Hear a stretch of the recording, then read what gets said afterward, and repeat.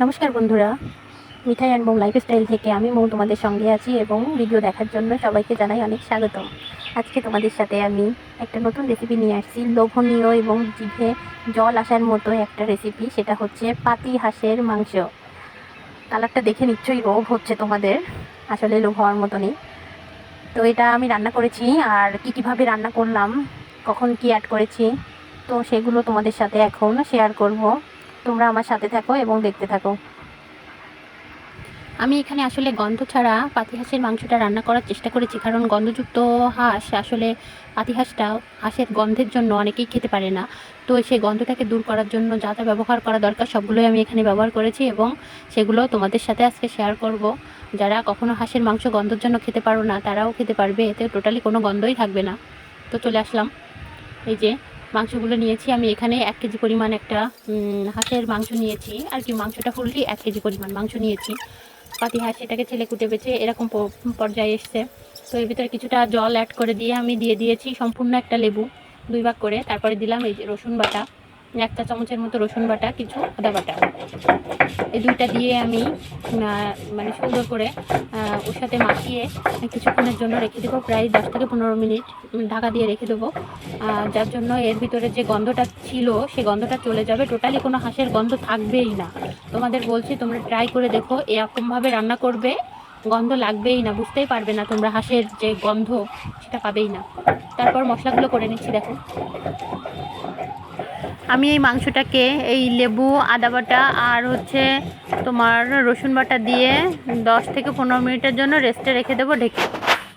হাঁসের মাংসের জন্য যে মশলাগুলো গুঁড়ো করব সেগুলো নিয়ে নিয়েছি। জিরে, শুকনো ঝাল, 2টা তেজপাতা কেটে নিয়েছি ফালি করে, আর হচ্ছে গোটা ধনিয়া, গোলমরিচ, এলাচি, কয়টা লবঙ্গ আর কিছু দারচিনি। এইগুলোকে আমি শুকনো খোলায় গরম কড়াইয়ে হালকা করে ভেজে নিব, নিয়ে গুঁড়ো করব ব্লেন্ডারে। তো আসছি একটু পরে। কড়াইটা গরম হওয়ার পরেই দিয়ে দিব সব মশলাগুলো দিয়ে দিলাম। এইভাবে হাঁসের মাংসের মশলাগুলো করলে রান্না করলে অনেক মজা লাগে।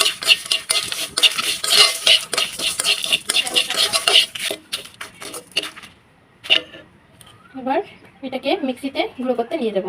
এই যে দেখো, এবার চলে আসলাম ব্লেন্ডারে। এটা হচ্ছে আমার ছোট ব্লেন্ডার, মানে মিনি ব্লেন্ডার।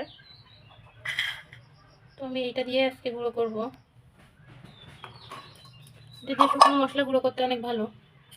এই যে সবগুলো উপকরণের ভিতর ঢেলে দিয়েছি, এবার এই ঢাকনাটা লাগিয়ে দিচ্ছি, দিয়ে আমি এবার এটাকে অন করে দিব।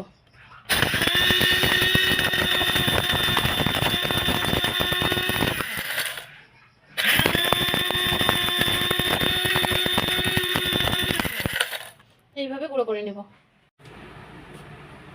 এই যে দেখো মশলাটা গুঁড়ো হয়ে গিয়েছে, একটু খুলে দেখাই।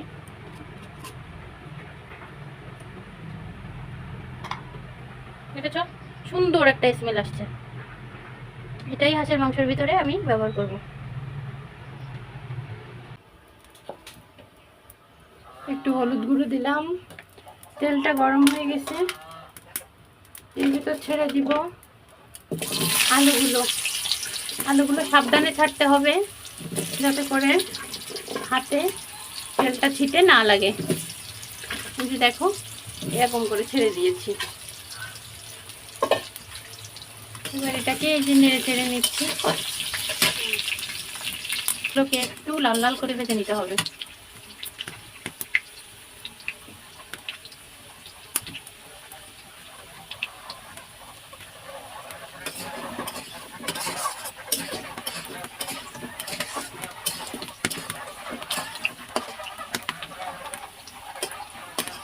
যাতে করে আলুটা, এখন যে আলুটা হয় সেটা হচ্ছে একটু শক্ত থাকে, ভিতরটাও শক্ত থাকে। তো আলুটা ভেজে নিলে স্বাদটাও ভালো আসবে, আর এই আলুর যে শক্ত ভাবটা এটাও চলে যাবে। আমি আলুটা সরিষার তেলে ভাজতেছি। আমি রান্নাটা সরিষার তেল, সয়াবিন তেল, 2টা তেলেই, মানে সাদা তেল 2টা তেলেই রান্নাটা করবো আজকে। এই যে আমার আলু ভাজাটা হয়ে গিয়েছে, এই পর্যায়ে আমি এটাকে উঠিয়ে নিব।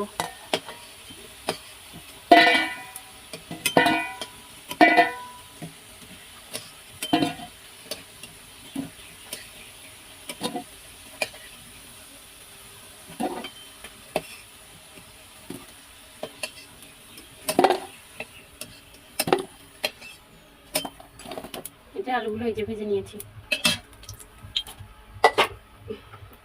এই পর্যায়ে আমি তেল দিয়ে দেব। কিছুটা তেল আছে, আর এবার পুরো হাঁসটা রান্নার জন্য যতটুকু তেল দরকার ততটুকুই দিলাম। তেলটা গরম হয়ে গেলে দিয়ে দিব এর ভিতরে কিছুটা গোটা জিরে, যেটা ফোড়ন দিব। এই যে এটুকু পরিমাণ গোটা জিরে দিয়ে দিলাম।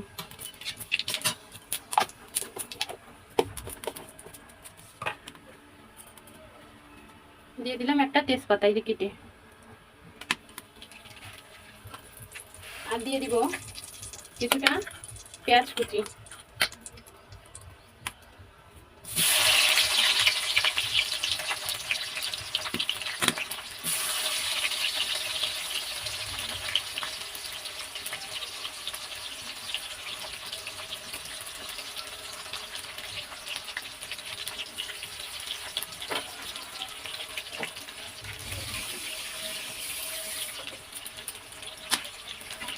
হাঁসের মাংসটা এইভাবে রান্না করে তোমরা খেয়ে দেখবে, এটাতে মোটেও গন্ধ থাকবে না। হাঁসের যে একটা বাজে গন্ধ আসে, গন্ধটা থাকবে না। অনেকেই এই গন্ধটার জন্য হাঁসের মাংসটা খেতে পারে না। এই পেস্টটাকে হালকা একটু লাল লাল করে ভেজে নিব, যাতে এর কাঁচা যে ভাবটা আছে ওটা চলে যায়। এবার আমি দিয়ে দিব এর ভিতরে সেই মাংসগুলো, যে হাঁসের মাংসগুলো আমি লেবুর রস, রসুন বাটা, আদা বাটা দিয়ে 15 থেকে 20 মিনিটের জন্য পানির ভিতরে দিয়ে ভিজিয়ে রেখেছিলাম।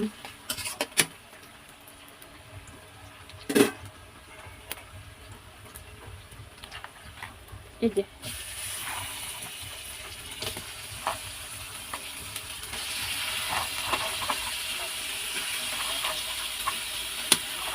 এটা আমি 1 কেজি পরিমাণ মাংস ব্যবহার করেছি। 1 কেজি পরিমাণ মাংসের জন্য যা যা লাগে সেগুলো ব্যবহার করেছি।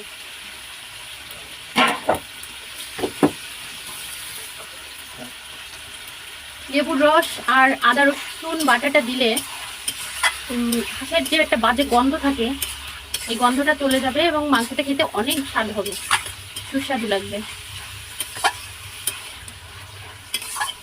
এই ছাল, যে ছালটা থাকে গায়ে, এই ছালটা এর সাথে রাখতেও পারে, অনেকে ছাড়িয়েও নেয়, তো আমরা ছাড়িয়ে দিয়েছি। এরপর আমরা এর ভিতরে একে একে দিয়ে দিব হলুদ গুঁড়া,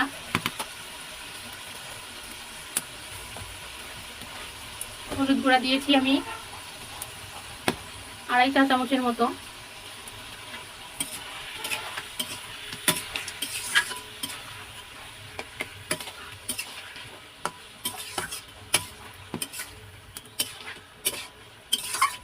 কেন জানি মনে হচ্ছে আর একটু দরকার। মোটামুটি 1 টেবিল চামচের মতো হলুদ গুঁড়া দিলেই এনাফ। এবার দিয়ে দেব লবণ 1 চা চামচের মতো, আর দিব 1/2 চা চামচ।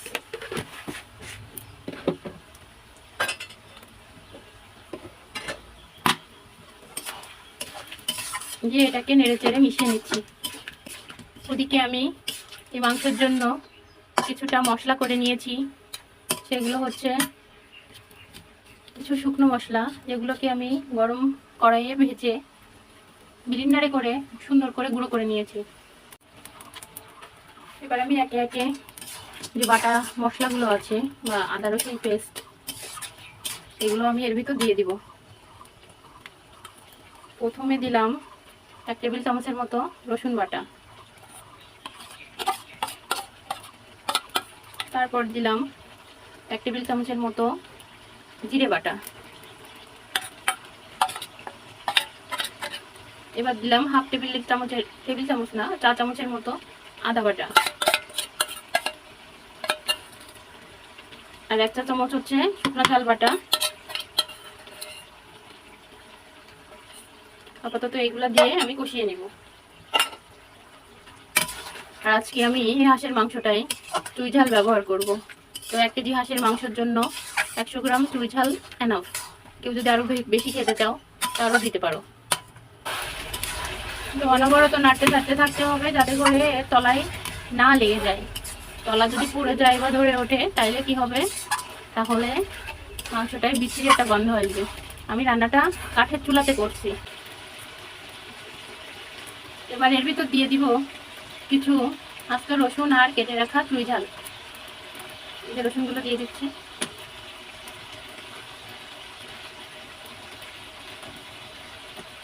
আর এই যে চুই ঝাল। এবার দিয়ে দিব এই যে গুঁড়ো মশলাটা করেছি, দেখো এই গুঁড়ো মশলা দিয়ে দিব 2 চা চামচের মতো। হাঁসের মাংসের গন্ধ একটুও থাকবে না, একটুও।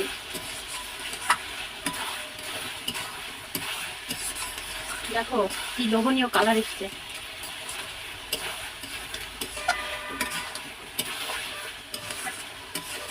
এবার অল্প অল্প করে এগুলোকে কষিয়ে নিতে হবে। খুব একটা বেশি হাই হিটে রান্না করা যাবে না, তাহলে মশলাগুলো পুড়ে যাবে। এই পর্যায়ে আমি এর যে কলিজাটা আছে এটা উঠিয়ে রাখবো, নাহলে এটা ভেঙে যাবে।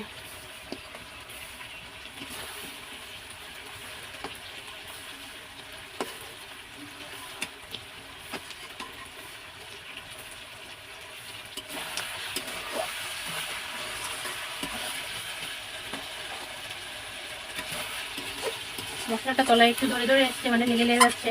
এই পর্যায়ে আমি কি করব, একটু করে গরম পানি অ্যাড করব। অল্প অল্প করে গরম পানি দেবো, 1/2 কাপের মতো দিলাম। দিয়ে আবার নেড়ে চেড়ে নেব, যাতে মশলাটা তলায় লেগে না যায়। এখন আমি মাংসটা কিছুক্ষণের জন্য ঢেকে দিব।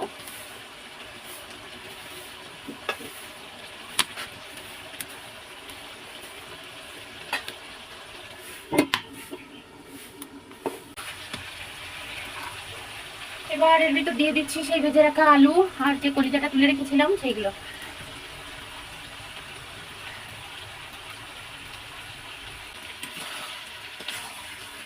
দেখো সুন্দর মতো মিশিয়ে নিচ্ছি। কিছুটা সময় নিয়ে নিয়ে এগুলো করতে হবে। হাঁসের মাংসটা দ্রুত রান্না করা যায় না, এটা সময় নিয়ে নিয়ে রান্না করতে হয়, তাহলে অনেক লোভনীয় হয়। আমার মাংসটা কষানো কিন্তু হয়ে গিয়েছে। এবার যতটুকু আমি ঝোল রাখবো ততটুকু পরিমাণেতে পানি অ্যাড করব। কেউ কষা খেতে চাইলে এটাই অল্প পরিমাণ, হয়তো 2 কাপ পরিমাণ পানি অ্যাড করবে। কেউ যদি চাই যে না আমি একটু ঝোল ঝোল খেতে চাই, একটু ঝোল ছেড়ে দিয়ে রান্না করব, সেক্ষেত্রে 2 গ্লাসের একটু কম কম দিলে হবে, মানে 4 কাপ পরিমাণ পানি দিলে হবে। তো দেখো আমি যে পানিটা অ্যাড করে দিচ্ছি, এটা গরম পানি দিচ্ছি। এটা ছিল 2 কাপ পরিমাণ পানি, আর 2 কাপ পরিমাণ পানি আমি দিব। এই যে দেখো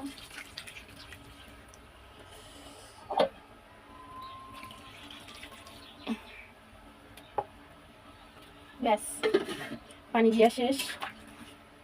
এবার ঢাকা দিয়ে এটাকে রান্না করে নিব। এখনো 10 থেকে 15 মিনিট এটাকে ফোটাতে হবে সুন্দরভাবে, তাহলে আমার হাঁসের মাংস রেডি হয়ে যাবে। দেখো কি সুন্দর কালার এসছে। ততক্ষণ আমার সঙ্গেই থেকো। এই যে আমার মাংস রান্না কমপ্লিট। খুব একটা ঝোল রাখিনি, একটু কষা কষা টাইপের হয়েছে। এখন আমি নামিয়ে নিব।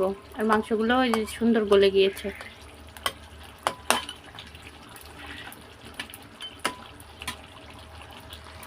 এই যে আমার রান্নাটা হয়েই গেছে, এখন নামিয়ে নিব।